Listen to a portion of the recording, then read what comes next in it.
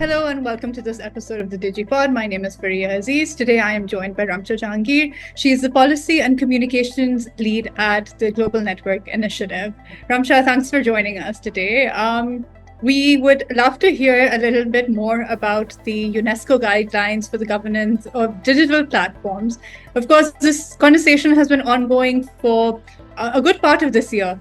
And can you tell us first how these guidelines came about? We'll get to the reactions and the input after, but where did this sort of just emerge from? What was the context in which this emerged?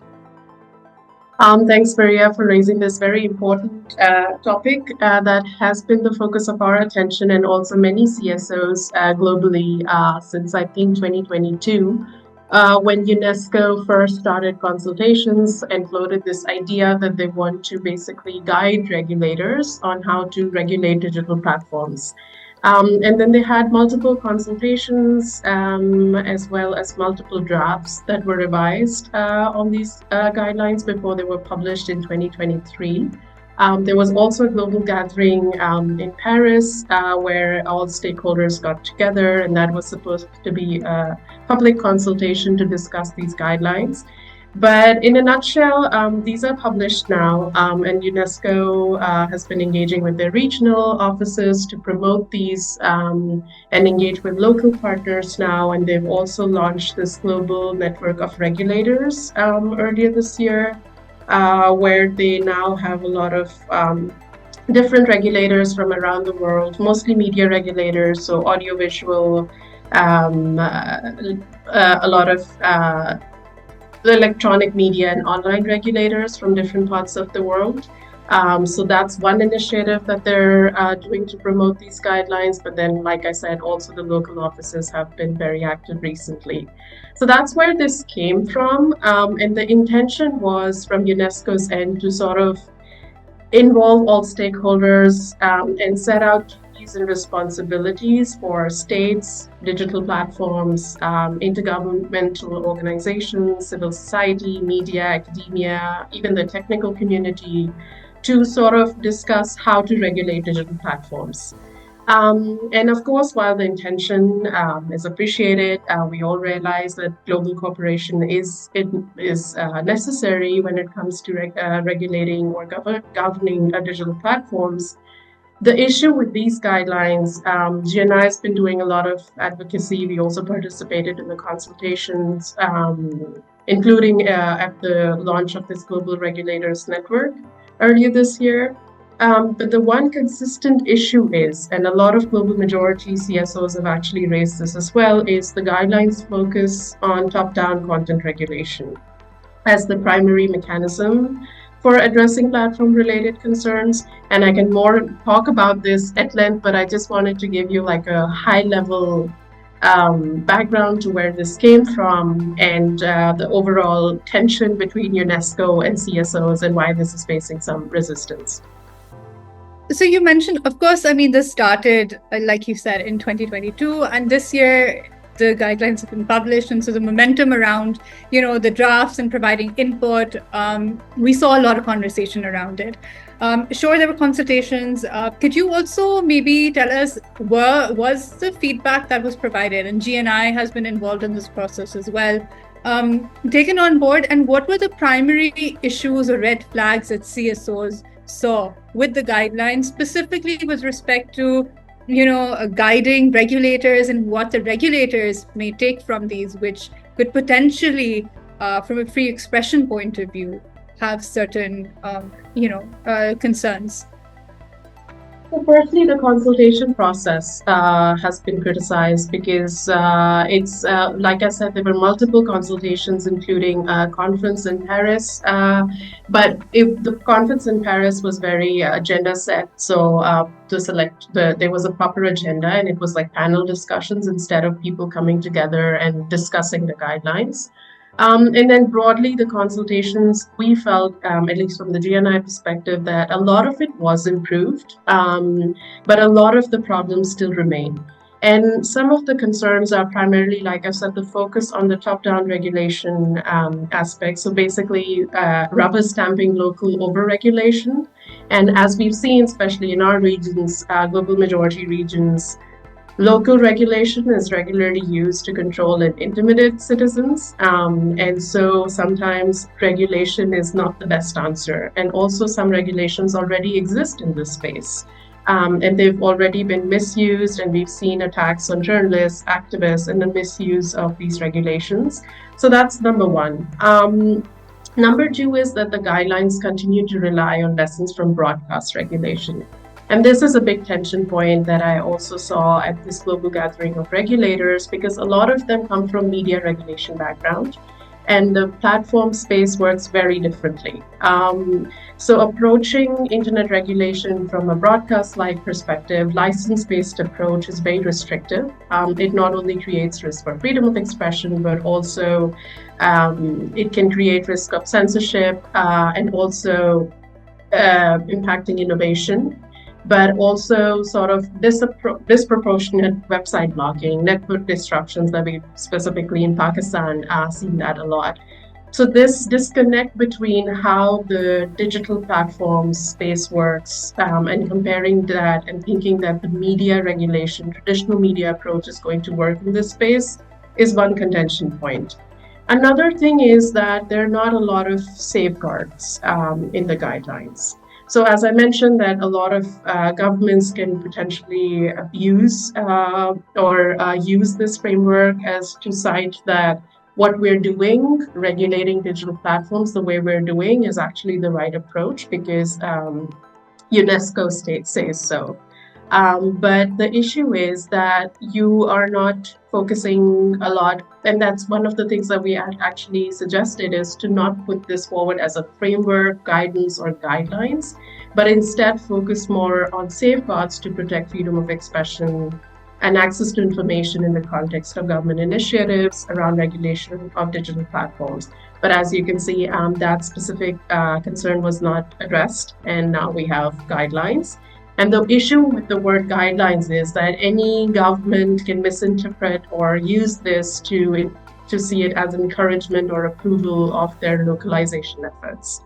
So these are like some of the high-level points that we have been concerned with. And another issue that I want to say is also this disconnect between global majority and global north regulations. So at this global network of regulators gathering, it was a mix of regulators. They had regulators from Europe and global north generally, but also the African region. Not many from Asia, but they still had a good gathering of regulators. And the discussion was very obvious in the disconnect between the capacity and the approach, because a lot of our personal media regulators don't understand digital regulation. They don't have the capacity. Even if they want to do it right, they actually don't have the resources or capacity to do that like global north regulators would. So that's number one. And then number two is, again, the focus on independence of regulators is a big issue because in global majority countries, regulators are not independent as much as they should be for rights respecting regulations. So when you are empowering and putting so much onus on these regulators to regulate and hold platforms accountable, and if they're not independent, that can obviously have human rights consequences. So going forward, now that these guidelines have been published and there's a push for their adoption even, how would you sort of respond to that push for adoption, and what should that sort of be laced with, especially with concerns with respect to, as you mentioned, regulators deriving some sort of moral legitimacy in global majority, and especially in the context of Pakistan, where, you know, it can be said, oh, but, you know, they recommend this too. And so what would you recommend? What should be the approach now? I think firstly, recognizing where this is coming from is step one, and a lot of global CSOs, including Pakistani CSOs, have been pushing back for a reason, but still having this realization that how this came into being and how being aware of the potential ways governments can misuse this is important. Another issue is, like I said, the lack of safeguards. So the UNESCO guidelines do, for instance, reference ICCPR, and recognizes that any restriction to freedom of expression must be provided by law and is necessary and proportionate. But an important point is it doesn't acknowledge the first provisions of that article in ICCPR, which is focusing on unrestricted right to hold opinions without interference.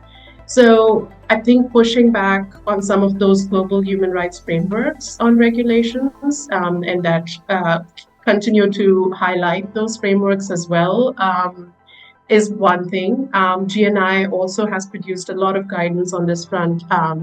There's this content policy brief that tells governments on what rights respecting regulations are like, what are things to consider, how lawmaking happens when considering internationally accepted language with necessity and proportionality, and also stakeholder engagement.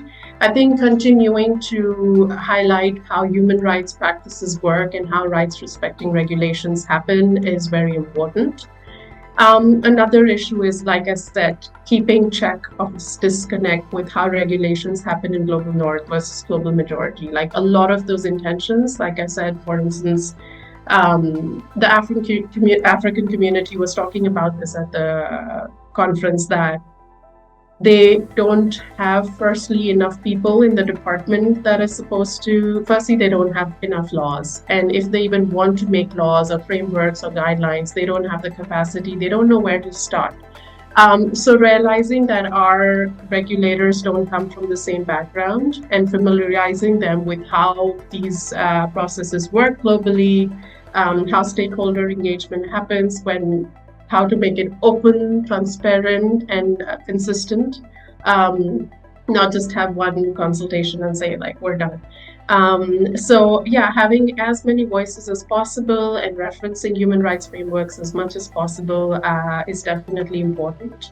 And of course, it's not easy. Like you said, the guidelines have been published now. But there is tons and tons of responses. A lot of civil society, including GNI, put out extensive feedback on these consultations. So there's a lot of language already present online on do's and don'ts of content regulation.